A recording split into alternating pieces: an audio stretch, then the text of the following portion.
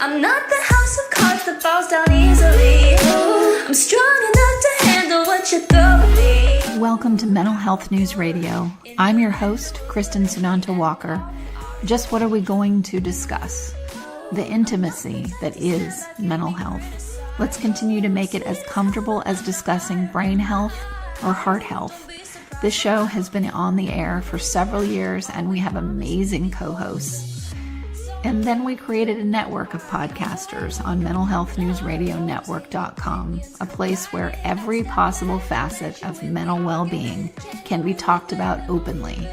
My show, after several hundred interviews, the format is this: intimate, deep, funny, touching, sometimes uncomfortable, but always vulnerable conversations with interesting people. The goal is to have you, our listening family, many of you who have become my good friends, feel as though you are listening in on private conversations. Thank you for tuning in and becoming part of this amazing journey with me, and now with our network of podcasters. Just knowing this podcast might be helping any of you realize you are not alone on this journey called being a human being makes doing this podcast worth every second. After all we promised we'd be cordial. Hey everyone, Kristen Sunanta Walker here. And I did a little poking around. I was giving iTunes reviews to some of our other podcasters just to kind of get them started on their journey. And I never look at my own show. Whether you believe that or not, listeners, I don't look at like what was the most popular show and that kind of thing, because I'm just busy doing shows. But I went and looked, and the best of podcasts always show up on iTunes. And I never thought anyone would surpass Christine Louis de Cannonville, but someone has. And that was with one show with our next guest, Jaime Grace, where we talked about narcissistic mothers. So, Jaime, I'm so glad that you agreed to come back on the show. Well, it's a pleasure to be with you. And thank you for having me on the show again. Absolutely. And you're in Portugal, correct? Yep. A place I will likely visit now that I know someone that lives there. You'll be like, very welcome. No, don't show up, Kristen. You're fine on the phone. You will be very welcome. But the timing of all this stuff is fascinating to me. So when you and I did our show, it was about this time. It was in December. And we're recording this now. A year ago, something. Yeah, it's just about a year ago from today's date. And I'm in such a different place than I was then. I was in a massive amount of pain at the time that I did our show. And it's funny because those are obviously really vulnerable to do and to expose. And the first time I had really talked about my own mother and feeling like, oh my God, I've talked about how great she is on shows. Now I'm going to be this saying this about my own mother, and I was really worried about negative feedback, and I have received nothing but positive feedback about that show. Yeah. So, a reiteration that part of why we do this is to help others with what we've been through, if we can, not because we've figured it all out, just because we're on the journey. Yeah. So I wanted to ask you, we definitely have some listeners of my show and people that follow you that have come in with questions. I know a couple of them, but I wanted to ask you, where are you at now? And I know that's a big question, but in terms of like your daily emotional well-being. And first I wanted to say this, the journey of discovering this, especially when it's one of your parents. It's a suicidal ideation journey, at least part of it was for me. So when you would tell me all these self-care things that you do every day, in the shower or meditating, I had so little room to handle anything other than the pain that I was like, that seemed like you were telling me you were climbing Mount Everest every day just to practice some self-care. So anyway, back to the question, where are you at with this, with your own mom and how that fits into your life during the holidays and all that? It's like once you've been through a childhood with a narcissistic parent, In my case, it's my mother. So that will never leave you.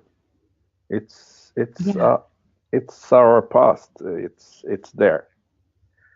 But the way to deal with that past, that can change. And the more you go into, so to speak, rewrite your own story, you also begin to change yourself. Because you begin to have a different, different angles, different emotions that you didn't have at that time, a different perception of what went on.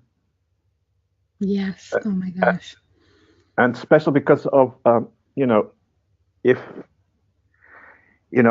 all the people that are listening and been through, narcissistic hell, so to speak. That scorched earth like you've never seen. Yeah. They know about gaslighting, and gaslighting is terrible. Yeah. Because it's mind control. So it's like our mind when we are very young can be really shaped and manipulated by the narcissist. I remember one time when I was very young still, question myself about what is real.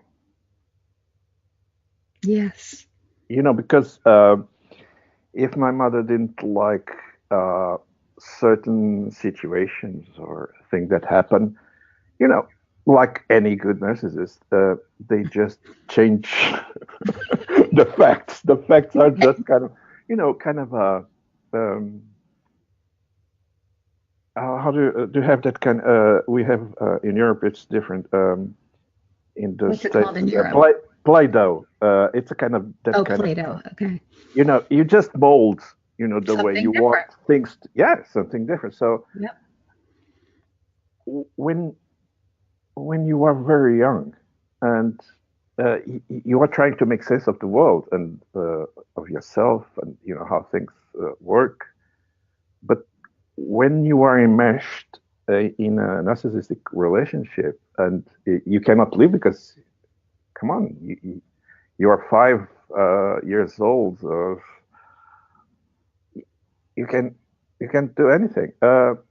So you begin to have this kind of alter realities that that can mirror narcissistic fantasy land. It really, because you have to live. If you don't live in their fantasy land with them, you are so punished. Oh yeah, you are in a world of hurt. Yeah, and so I have narcissistic years where I was extremely narcissistic, but fighting it constantly because I don't have a personality disorder, but definitely high narcissistic traits because who the hell raised me? And I had to live in this fantasy land first in order to cope with life, period. And second, in order to deal with the cuckoo crazy going on all the time, the shifting sands of reality all the time. Yeah.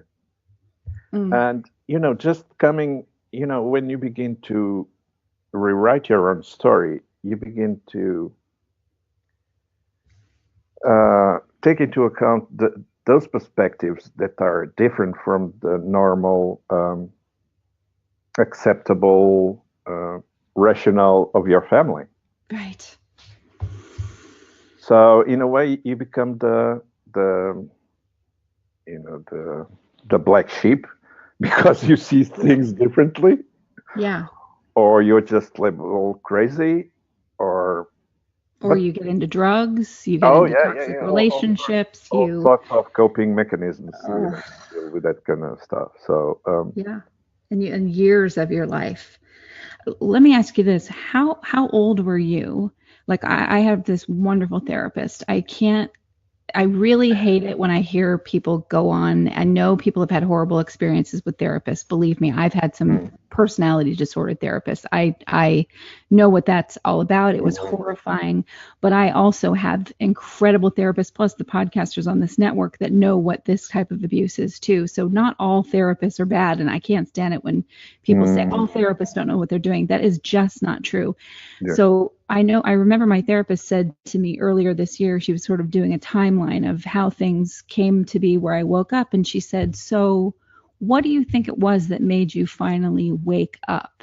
And I wanted to ask you that question because the waking up comes over time, and they're constantly pulling you back away from waking up because they can smell your wanting to defect, right? So when you finally do actually wake up, it's a big, painful, but ultimately liberating experience. But it took me until I was 48 years old, or 48 years old to finally, 47 years old, and I'm 48 now, to finally like really wake up. So how old were you when you had that? Yeah, it's really difficult to answer that because I don't see kind of a point in time, but it's kind of a process that begins to grow. Okay. And I think I'm still learning, and I'll still, if we're gonna have this talk next year, I probably come up with different stuff. Yeah, I think we should do annual shows. Yes, on this. but yeah. it's kind of it doesn't stop. But I can tell you one thing, and this, well, at least it's my experience, and well, also some clients of mine, and also reminds me that I think it's the first movie of the Matrix.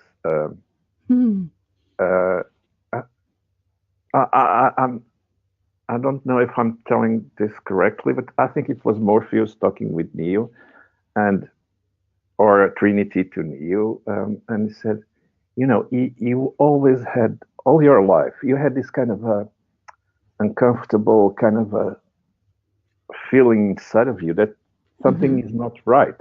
Mm-hmm.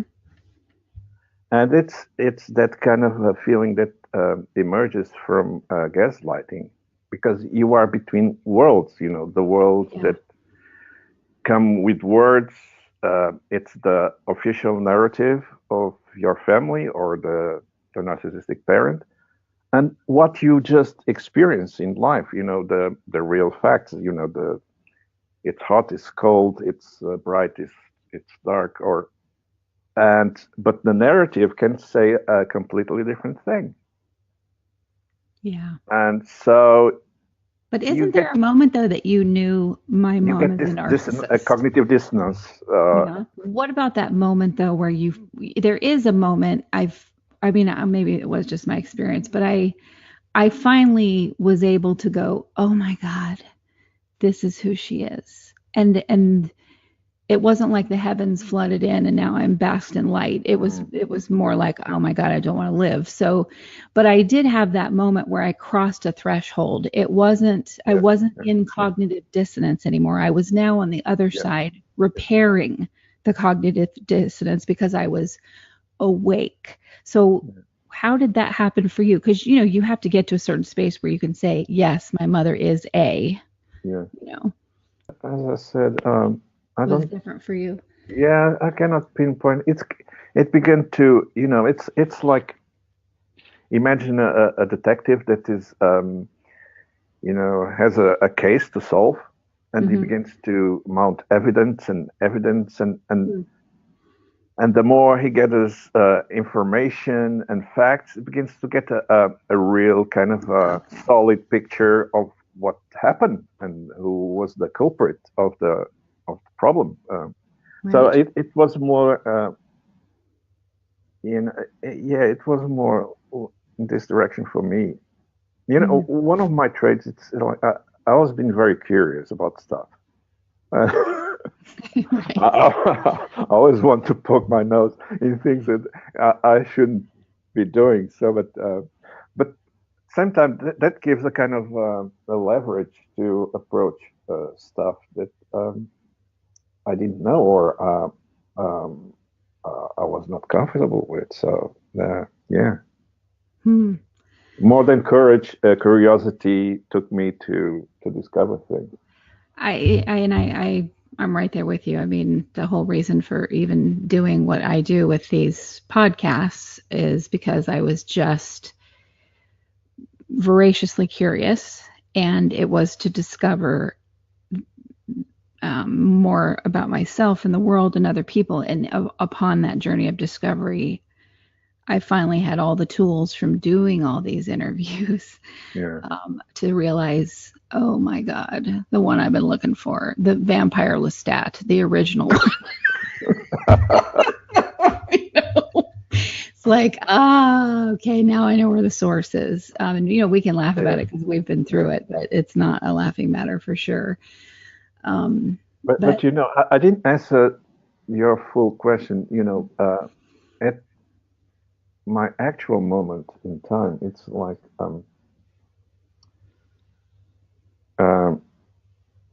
okay. Let's imagine that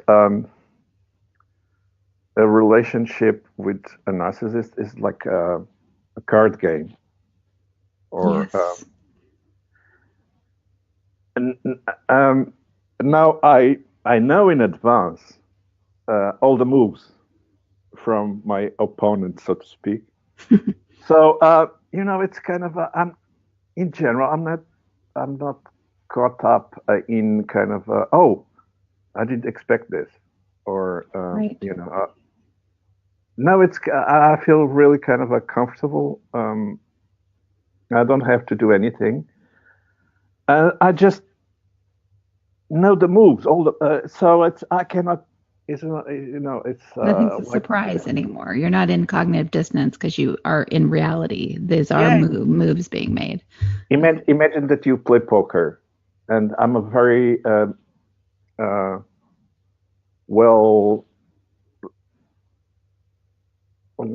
very good poker player. So doesn't mean I always win, but I can anticipate the moves. So I'm really kind of comfortable with it. I finally can say this. It's kind of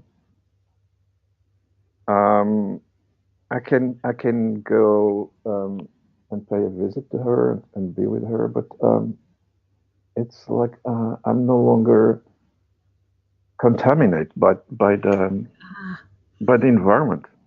Interesting. How I always want this in like longevity, but and I don't want to put that one on you again.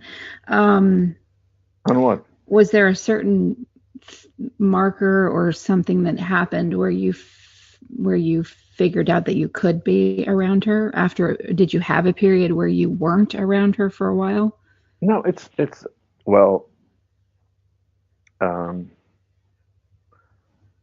I think like any person that went through narcissistic abuse, you have to be really mindful and aware of how much time you want to give to that relationship.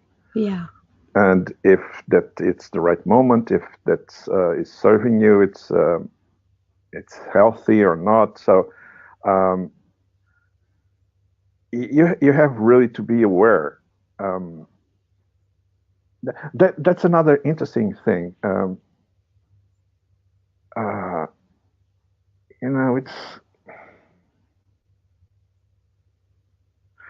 Please don't take me like I solve all the problems. No, I'm. You're figuring it out. Yeah. I'm. Sometimes I still begin to discover stuff in myself that I didn't know it was there, and the impact and the connections with other stuff in my life. So it's not about that. But one thing that really made a difference is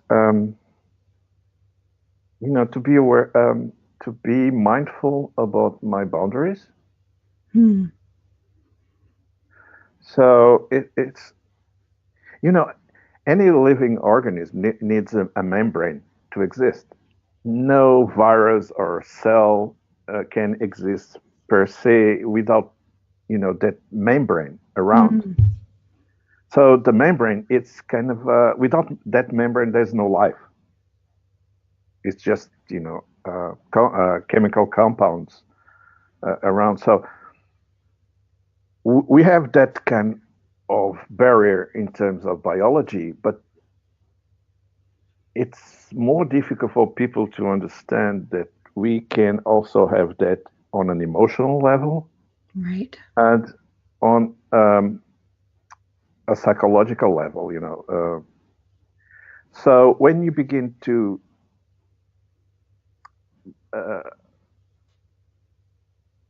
to use that, the boundaries as a kind of a real thing, it's kind of a filter, not only physical, emotional, psychological. So you begin to better control what comes in your life and what goes out in your life. Right. But to be in that space, it's almost like meditation in the sense of you are aware, you pay attention Yeah. of what's happening, so you're not caught up in defending from the narcissist, or attacking or making your point. You don't need to do that. You're just there, you're just observing. And coming from the boundaries, there are also two other aspects that are really important. The capacity of saying no when you really mean it. Yeah. That's a really kind of a solid, very strong way of setting barriers. And the other one is, you don't need to act. That's been huge for me. I mean, just recently. Okay. And these are all tests. And sometimes I feel weird when I say, oh, yet another, really narcissistic person came in, because people that are still in it judge you for that. And people that are even out of it judge you for that. They're like, oh, you keep attracting narcissists. There's something wrong with you. And I'm like, can we abolish that nonsense? They live and breathe everywhere. They are going, look at who's running the United States of America. Like, you can't get away from these people. So they're going to come in. I don't care how evolved you are and how much work you've done. They're going to come in. That's just because they walk around. So it's not about, oh, I don't have any in my life. It's how much blood do they take, if any, and how quickly do you enact your boundaries, figure it out, and move them to safer distance or complete distance. So I had one come in and she started telling me all these things that I'm doing wrong and whatever. And the wonderful part of that, I'm so glad it happened. And it happened for a reason. And I look at this stuff spiritually too, but it happened for a reason. And it was to be a benchmark for me to see, look at you, Kristen. This person did not in any way shake your foundation about yourself. She told you were crap, that you don't know what you're doing, that you can't do anything without her, and you never once believed that. What progress. Yeah. And then I did what you said. I just stopped communicating. And she went away. Yeah. You don't feed them anything. You don't feed them, and the relationship changes. Mm-hmm. And they may crash about for a bit. It works. It does. But you are touching in a point that is, it's important, and it's also dear to me. It's one of the first steps people begin to become aware of being, I was abused, I went through suffering and stuff,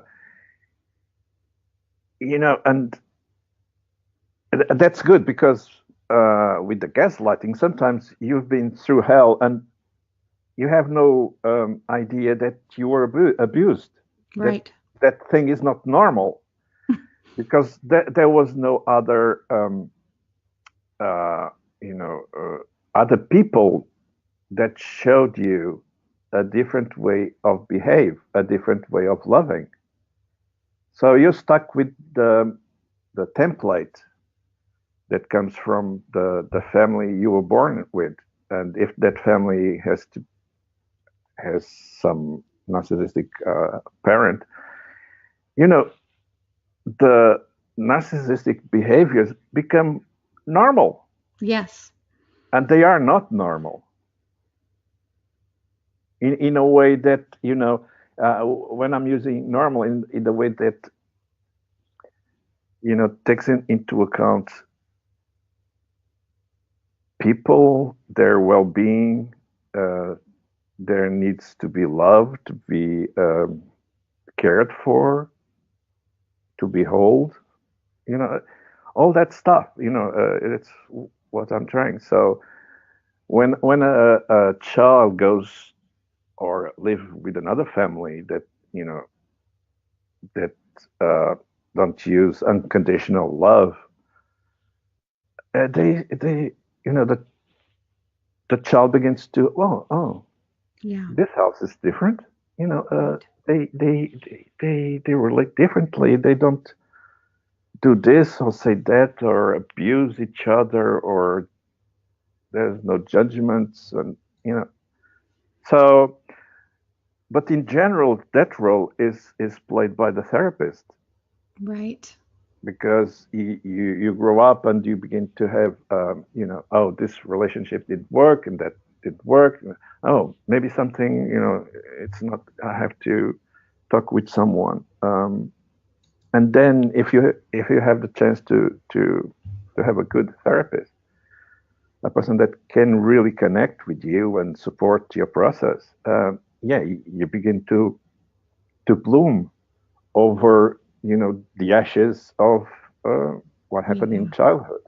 Absolutely. Oh my gosh. And therapists, I mean, the thing that you have to realize too is that that's where the training is so important, that clinical training, because I know that my therapist, I mean, all of my friends are therapists, and all I talk to all day long are people that are therapists pretty much. So like I know that she's sitting there and she's mirroring good mothering skills to me, and Yeah, she's doing yeah, that on purpose. yeah, yeah. And I know that she would behave differently with a client that needs something different than I do. Oh yeah, yeah, And, yeah. Definitely. it doesn't take away from the experience of it being wonderful, even though I know that that's what she's doing. It's like I know that I'm in the matrix with her, but it's from a very kind perspective. So, Yeah, yeah. You, you know, but there's another angle of what I was saying, because so in one point in time, uh, you begin to realize that you were a victim. hmm So you begin to, in a way, wake up to that nightmare that was, you know, your childhood, at some level. But there's a caveat there. Some people get really comfortable with the role of victim. Sorry to yes, say that. yes, absolutely. That's it's just a stepping stone on the process, hmm and it's really difficult because, well, if you are if you create your identity around being a victim, you have some paybacks. You know, people treat you well. You know, people, oh, you know, oh God, you know, you Yes, really a lot of this, da, da, attention. da, da, da, da, da. So you have all that attention, all that caring, which is good, you know, because you really need it, because the person, it's starving for affection and love and caring, and but then you have, you know, this is really tough to do. It's about overcoming the victim identity, Yeah. And and that learned helplessness that comes with that or can exactly, come with it. that's the moving forward into the process. So you begin to perhaps feeling all those terrible feelings that were suppressed when you were young, and then lots of things come up, and some people say, "Oh, God, I went to therapy, but I feel worse." Yeah, well, And that's that's part of good. the journey. No, Exactly. sorry, that's good, because for the first time, that person is feeling again. Right. Yeah, the thing I noticed for me, I've never lived alone. I've always been somebody that has other people attaching themselves to me. And I'm not saying this from a victim standpoint. This is just reality. So I've always had employees, or I've always had, I've run a company, or in my marriage, I was the breadwinner. My mother was constantly attaching herself to me. So I've always had people that were like attachments onto me, trying to get me to stay taking care of them emotionally in one way or another. And that I had no safe space. There was no place other than when I was a kid and I would go hang out with my neighbors that were great and whatever, that I could get away from that. They wanted nothing from me other than just my presence, right? And then I go into adulthood, same thing everywhere I go. And of course, I'm creating this now. This is not anybody else's fault. This is me creating this life because this is what I know. And then, this last year, living in my own space that's just for me, and the only emotions that overtake this house are mine. And,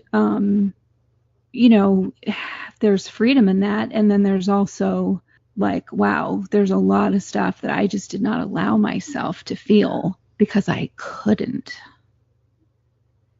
You said a wonderful thing there. It's kind of these emotions are mine. The ownership of our experience, it's paramount. Yeah. It's one of the things the narcissists aim to take from us.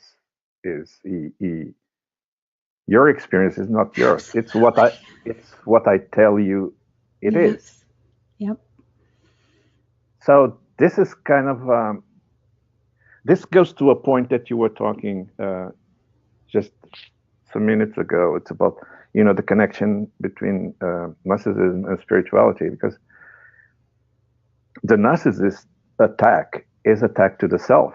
Yes, to your soul, to your spirit. Oh yeah. It's about creating a void there. Yep.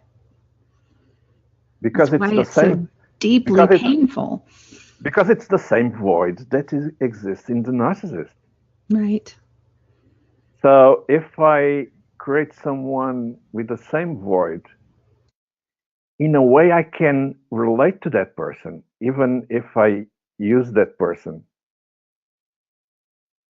I don't know if this makes sense, saying in this way, but no, it totally does. It totally does. That's exactly what they do. And I think, you can correct me if I'm not saying it right, but I think that a testament to me always just hanging on by my fingernails to a sense of my own identity was what was so attractive to people that are incapable of creating their own identity. So they were like moths to a flame, meaning I was the flame. And that also fed my own narcissism, because then I could be this rescuer and this martyr and whatever. I mean, it was this cyclical thing, and I had to look at into my own abyss and go, okay, do you want to be that way? Because that's not a road to happiness either. Yes, I had a leg up, and then I always had a sense of my own self. I wasn't deriving it from other people ever, but I still was feeding my own narcissism by having so many people around that relied on their self through me. One question people can, to put that in practice, can ask themselves is, what does motivate me? Or in another way, what is absolutely crucial for me that I couldn't live without? But it's not in terms of exterior, it's interior. It's a what? It's freedom. It's love. It's respect. It's so in the because I'm talking about this because this is important for the boundaries, because the boundaries divide, but divide between this and that. Right. And what you are, you need to know what you are, because that chance was not given to you in the relationship with the narcissist. And it's easier, and I don't say easier in terms of that it's better or you had it easier. It's painful no matter what. It's just a little bit easier if you did have at least one healthy parent who modeled, or an uncle or an aunt, or whoever that modeled healthy behavior for you, because then you have an example. Some of us, like I didn't have it from either parent. And so I was always looking at other people to see how they behaved, but I wasn't looking at them to fill my soul. I was always doing that myself. But constantly, if you're a big energy generator, soul-sucking people, you're a target until you learn how to be a big energy generator with that membrane in place, like you talked about. Yeah. It's like our energy is finite, so we need to come to terms with I'm just going to use this energy now in this place or this person, or so you need to begin to manage yourself, become aware of who you are, because this idea of going forward in this path, it's also a path of reflection, because you really need to dig. Yeah. Oh my gosh. And you really need to dig and know who you are, because this is very much connected with what you were saying in terms of spirituality. So my perception nowadays, it's narcissism is not just kind of abuse, it's or trauma, or it's really an attack to the core. Yeah. Yes, it is, absolutely. And those of you that take the journey to root it out and examine it and look at yourself and do oh God, and you'll never do harder work. Yeah. But look, but at the same time, it's if you begin to go in that direction, it's almost like a religious path.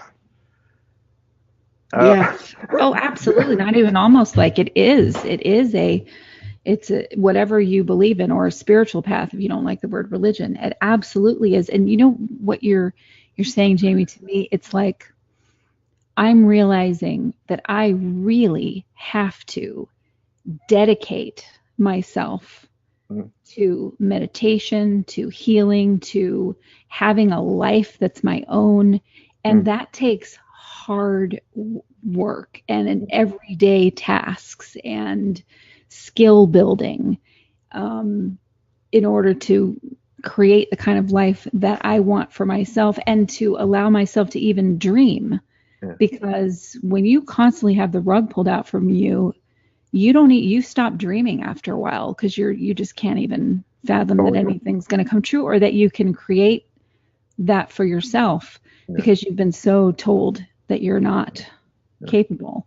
So it takes so much dedication to do that I don't even like to be distracted by things that typical society gets distracted by. I just like that a lot of that stuff seems like nonsense. Not that other people do it, just for me to do, because it would be really distracting from this path of, you want to have the life that you want to have and figure out what that life is, you better focus. When I said, almost like a religious path. It's what I was thinking is more in line with the hero's journey of Campbell, because Say that again. Say that again. What journey? the hero's journey of Joseph Campbell. Yes. Yes. Because there's one point that, okay, the person begins to realize that, my childhood was not just beautiful stuff. I went through a lot and I suffer. So it's like the beginning of the journey, and the path leads you to find like-minded people. But then you have some tests. You go in the normal kind of a story. You go into the underworld. Here is more or less you go into depression because you finally realize that, wow, my childhood is completely different from what was sold to me. Oh God, yes, absolutely. So all the monsters that frighten you, they will come back. You have to kill the dragon to get the gold and come back again. Yeah. Oh my God, absolutely. And isn't it interesting how that's how the journey is of being a human being? So it's not like we're saying, oh, you only do this if you've had a narcissistic parent. It's not that at all. Everybody that is interested in evolving and being the fullest expression of themselves that they can be at any given moment goes through this journey. It's just that it's a little bit extra difficult when the dragon that you're facing is one of your parents. Yeah, because that for me the crucial point, it's the gaslighting. Yes. Because in general, a parent wants to give some foundations to a daughter or a son about what's reality, what's life. But if you had the not good chance of having someone that creates a kind of a world that revolves around them, and it's always their perspective, so it's like you are robbed from your inner being, your inner core. Yes. And that, I think that's for me the used challenge for people that went through this path. It's not just the emotional healing and the cognitive reconstruction of what happened and get skills to live a normal life. Right. But it's that relation between the person and their inner core, what they are, that now comes to focus, to be of great importance, it's not just healing the client, it's to reconnect the client. Right. To me, it's a lot about the people that I have interviewed that have dissociative identity or dissociative identity disorder, or that also came from a cult. Narcissism is a cult, and I so relate to the people that talk about those experiences of being in a cult, of dissociating, even though I didn't. I dissociated for sure, but I didn't dissociate to the point where I didn't realize what was going on with other parts of myself. For whatever reason, I stayed awake through horrific surgery. The anesthesia wasn't working, whatever. That was how I dealt with things. But that experience of being brainwashed, of having Stockholm syndrome, of all of those things that you experience when you are, in a cult or around a cult leader, is exactly what it's like to be with someone who's a narcissist. Yeah, definitely. We did not even get to our questions. So listeners, we did get questions from you. We didn't get to them today, but we're going to bring them up we're going to do another show, obviously, to follow up on this, and we will answer those then, but we're laying the foundation for today. So please tune into the next one. You know you will anyway, when Jamie's going to come back, and we will focus on answering the questions that you sent in about, an inverted narcissist, a covert narcissist, codependency and narcissism. We have some great questions, and we'll get to those next time. Jamie and I actually needed to catch up since it's been a year. Time flies.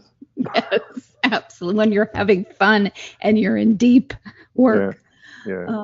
So Jamie, thank you. Tell our listeners where they can find out more about you. Now you can go to my website, jaimegrace.org. Yeah, it's mainly, I'm phasing out some social media stuff that I'm not, social media that are censoring people and, right. banning people, I don't play that game, so it's kind of fun. Yeah, and that's good. And you when is your book coming out? I'll tell you in the next one. Okay. What's the name of it today, anyway? No, it's a surprise. Okay, it's a surprise. Okay, cool. Good. I like surprises. Okay, awesome. And Jamie's going to do more with us on the network, but I'm not going to say what that is because we're figuring it out. But I'm really excited about it. Yeah. So Jamie, thank you. Stay on. We're going to chat for a second. But thank you so much for coming back on the show. Thank you. It was always a pleasure to be with you. Thank you very much. Thank you to our listeners for another episode on Mental Health News Radio. But never without good intentions. I heat up and act on my emotions. Thanks so much for listening to Mental Health News Radio. Our podcast can be found on iTunes, Stitcher, and hundreds of other podcast apps, or you can visit our website at mentalhealthnewsradio.com. If you have a question or would like to be a guest, become a podcaster on our network, or join the amazing organizations that help keep us on the air, please email us at info@mhnrnetwork.com. Get ready for that special goodbye from our resident therapy dog, Miles, and a special thanks to Emily Sohn for letting us use her incredible song, Cordial, for our podcast music. Listen to the full song on SoundCloud at emily.sonne. Don't be surprised when I don't hate on you. After all, we promised we'd be cordial.